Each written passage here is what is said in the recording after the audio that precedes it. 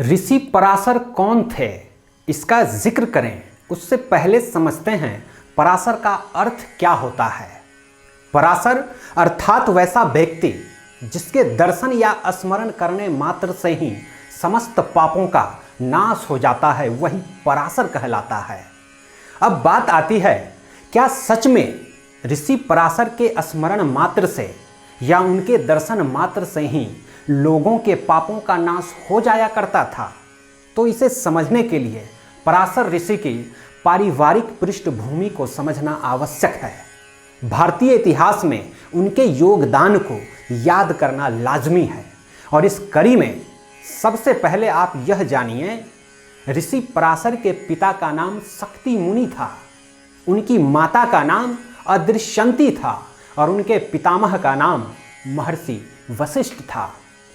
पराशर ऋषि जब गर्भ में थे उसी समय कलमासपाद नामक राक्षस ने उनके पिता शक्ति मुनि तथा उनके दादा महर्षि वशिष्ठ के 100 पुत्रों को मारकर अपना ग्रास बना लिया था, भोजन बना लिया था, जिससे दुखी होकर महर्षि वशिष्ठ ने आत्महत्या के कई प्रयास किए पर वे असफल रहे। बाद में महर्षि वशिष्ठ अपनी बहू अर्थात शक्ति मुनि की पत्नी या यूं कह लें पराशर की मां अदृश्यंती को साथ लेकर हिमालय पर्वत पर चले गए और वहीं जीवन यापन करने लगे। एक दिन अचानक वहां महर्षि वशिष्ठ वेदाध्ययन की ध्वनि सुनकर चकित रह गए। कारण वेद पाठ करने वाला वहां कोई दिखाई नहीं दे रहा था।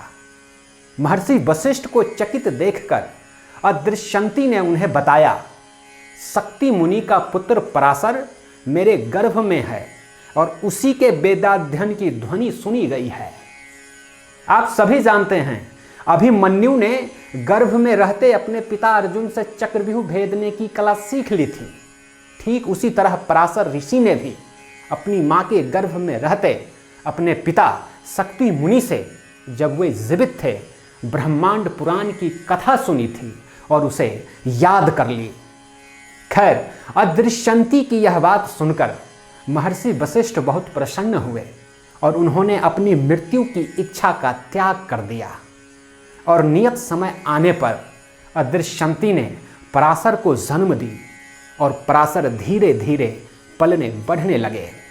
लेकिन पराशर को जब यह पता चला कि राक्षस कलमासपाद ने उनके पिता शक्ति मुनि सहित उनके सभी भाइयों को मारकर खा लिया था, तब उन्होंने संसार से समस्त राक्षसों का अंत कर डालने का निश्चय किया और इस हेतु उन्होंने अपना राक्षस सत्र आरंभ किया।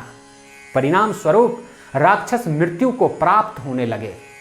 कई राक्षसों के स्वाहा हो जाने पर महर्षि पुलस्त्य पराशर ऋषि के पास आए और राक्षस वंश को बचाए रखने के लिए उनसे तत्काल राक्षस सत्र पूर्ण करने की प्रार्थना की तथा अहिंसा का उपदेश देते हुए उनसे कहा, बिना किसी दोष के समस्त राक्षसों का संहार करना अनुचित है, इसलिए आप अपना यज्ञ अभी ही पूर्ण करें, क्योंकि साधुओं का भूषण क्षमा है।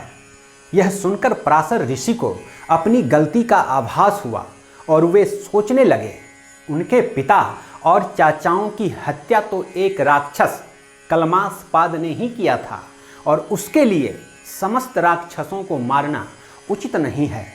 इसलिए उन्होंने तत्काल अपना राक्षस सत्र पूर्ण किया और अग्नि को हिमालय के समतल प्रदेश में स्थापित कर दिया। महर्षि पुलस्त्य इससे खुश होकर पराशर को कई प्रकार के आशीर्वाद देते हुए कहा, पराशर, तुम पुराण संहिता के रचयिता बनोगे, देवता तथा परमार्थ तत्व को यथावत जान सकोगे और मेरे प्रसाद से निवृत्त और प्रवृत्ति मूलक धर्म में तुम्हारी बुद्धि सदा निर्मल एवं असंदिग्ध रहेगी। इस तरह पराशर महान ऋषि बन गए, जिनका दर्शन मात्र ही कल्याणकारी सिद्ध होने लगा। कुछ समय बीतने के बाद पराशर ने नर्मदा के उत्तरी तट पर पुत्र प्राप्ति के लिए कठोर तपस्या की और माता पार्वती ने प्रत्यक्ष दर्शन देकर उनकी इच्छा पूर्ण होने का आश्वासन दिया। फलस्वरूप सत्यवती से पराशर पुत्र व्यास का जन्म हुआ, जिन्हें वेद व्यास और महर्षि कृष्ण द्वैपायन के नाम से जाना गया, जिनके जन्म दिवस को आज भी गुरु पूर्णिमा के रूप में मनाया जाता है। इनके जन्म की कथा का विस्तार से चर्चा मैंने पिछले वीडियो में किया है, यदि आप चाहें तो उसे देख सकते हैं।